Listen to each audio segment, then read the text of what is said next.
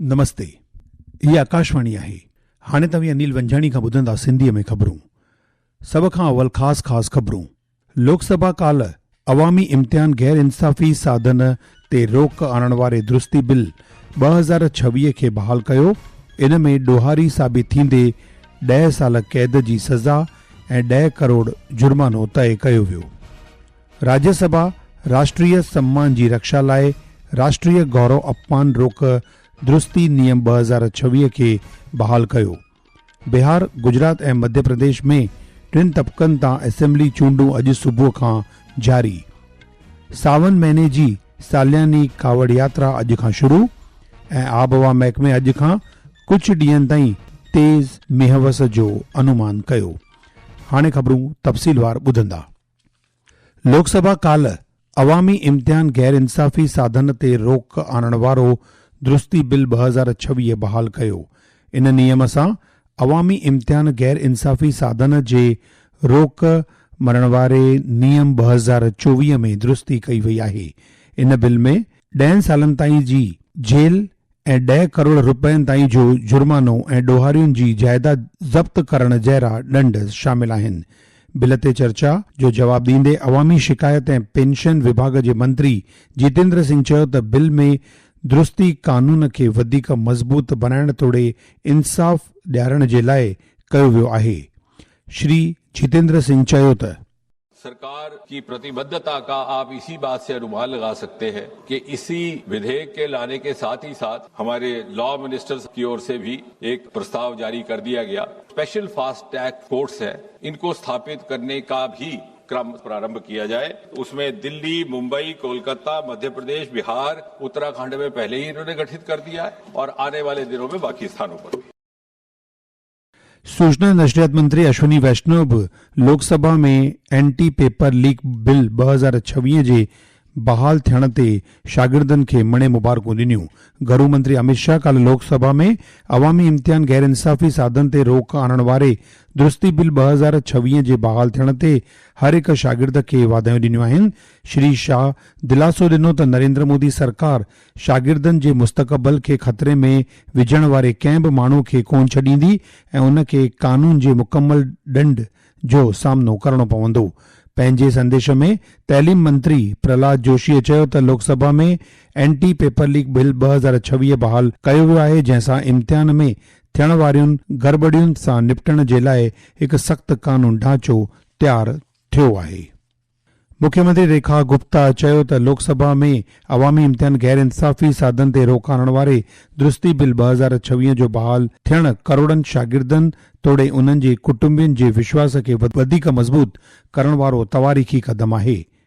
राज्यसभा राष्ट्रीय सम्मान जी रक्षा लाइ राष्ट्रीय गौरव अपमान रोक दुरुस्ती नियम 2026 खे बहाल कयो आहे। इहो नियम राष्ट्रीय गौरव बेइज़ती निवारण नियम 1971 में वाधो दुरुस्ती कंदो।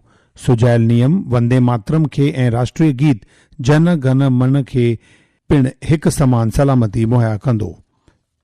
बिहार, गुजरात ऐं मध्य प्रदेश में 3 तबक़नि जूं असेंबली उपचूंडूं अॼु सुबुह 7 बजे खां शुरू थियूं आहिनि ऐं शाम जो 6 बजे ताईं वोटिंग थींदी। बिहार में बंकीपुर सीट तां बीजेपी जे प्रमुख नितिन नबीन जे राज्यसभा जे चूंडुनि तरफ़ वञण जे करे इहा सीट ख़ाली थी वई हुई। गुजरात में मांजलपुर असेंबली सीट तां पिण बीजेपी उम्मीदवार सतीश पटेल खे मैदान में लाथो वियो आहे। कांग्रेस वरी भीखाबाई रबारीअ खे मैदान में लाथो आहे। इहा वोटिंग बीजेपी कानून साज़ योगेश पटेल जे फौत थियण जे करे कराई पई वञे। हिकु रिपोर्ट। बांकीपुर विधानसभा सीट पर उपचुनाव के लिए सभी 164 मतदान केंद्रों के 422 बूथों पर सुबह 7 बजे से शांतिपूर्वक मतदान चल रहा है। मतदान शाम 5 बजे तक चलेगा। लंबे समय से भाजपा का गढ़ रही बांकीपुर सीट पर इस बार कुल 25 उम्मीदवार चुनाव मैदान में हैं, जहां कुल 3,79,616 मतदाता सभी उम्मीदवारों की चुनावी किस्मत का फैसला करेंगे। हालांकि मुख्य मुकाबला भाजपा के नीरज कुमार, जनसुराज के प्रशांत किशोर और राष्ट्रीय जनता दल की रेखा कुमारी के बीच माना जा रहा है। उपचुनाव में एक तरफ जहां भाजपा ने अपनी परंपरागत सीट बरकरार रखने के लिए पूरी ताकत लगाई है, वहीं जनसुराज भी इस चुनाव में जीत के जरिए शहरी मतदाताओं के बीच अपनी पकड़ मजबूत करने की कोशिश में है। राजद भी अपने पारंपरिक जनाधार के सहारे मुकाबले को दिलचस्प बना रहा है। सविता पारेख, आकाशवाणी समाचार, पटना। ही खबरों तव्हां आकाशवाणी तां ॿुधी रहिया आहियो। ही खबरूं तव्हां असांजी YouTube channel AIR news Gujarat तां बि ॿुधी सघो था। वधीक खबरुनि जी तफ़सील लाइ तव्हां असांजी वेबसाइट newsonair.gov.in खे फॉलो करे सघो था। सावन महीने जी सालियानी कावड़ यात्रा अॼु खां शुरू थी रही आहे। हिन दौरान वॾ अदद में श्रद्धालु गंगा नदीअ जो पवित्र जल खणण लाइ उत्तराखंड जे हरिद्वार, गौमुख ऐं गंगोत्री जहिड़नि तीर्थ स्थाननि जी यात्रा कंदा आहिनि। कावड़ यात्रियुनि जी सहूलियत लाइ ऐं सलामतीअ लाइ उत्तराखंड ऐं उत्तर प्रदेश जी सरकार वसीअ नमूने इंतज़ाम कंदी आहे। हिकु रिपोर्ट।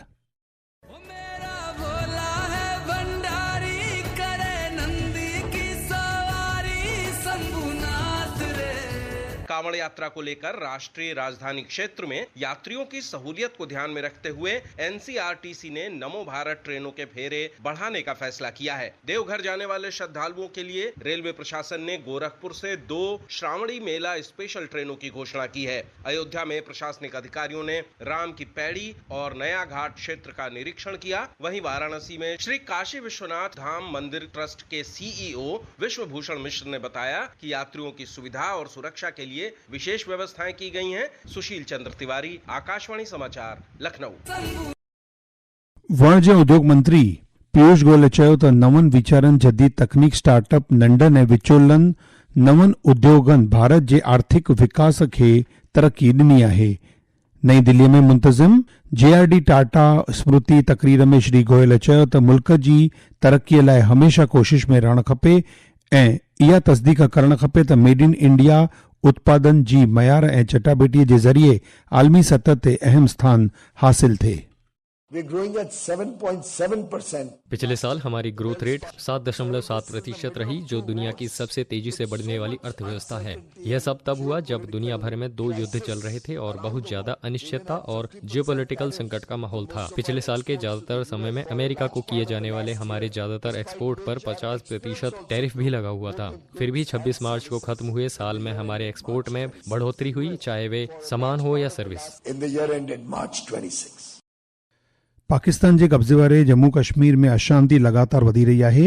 इंसानी हक़ संगठन मुतहद जमायत इंसानी हक़ हाई कमिश्नर दफ़्तर खे दख़ल अंदाज़ी करण जो सॾु ॾिनो आहे।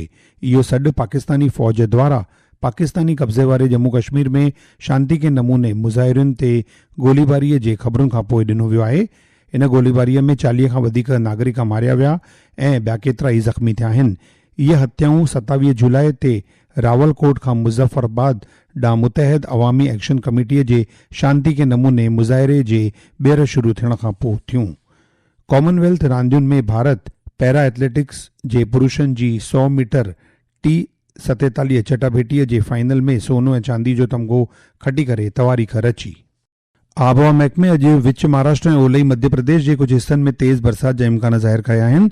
मुल्क जे उत्तर ओभरी खितनि, ओभरी मध्य प्रदेश, ओभरी राजस्थान, गुजरात, हिमाचल प्रदेश, केरल ऐं माहे, कोंकण ऐं गोवा, कर्नाटक, पंजाब, उप हिमालय, ओलह बंगाल, तेलंगाना, उत्तराखंड ऐं विदर्भ जे कुझु हिस्सनि में बि अॼु तेज़ बरसात जा आसार आहिनि। आबहवा महकमे दिल्ली, ओलह उत्तर प्रदेश, हरियाणा, चंडीगढ़, छत्तीसगढ़, जम्मू कश्मीर, लद्दाख ऐं लक्षद्वीप में बि तेज़ बरसात जी अॻकथी कई आहे।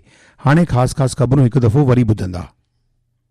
लोकसभा काल्ह अवामी इम्तिहान गैर इंसाफ़ी साधन ते रोक आणण वारे दुरुस्ती बिल 2026 खे बहाल कयो। इन में ॾोहारी साबित थींदे 10 साल कैद जी सज़ा ऐं 10 करोड़ जुर्मानो तय कयो वियो।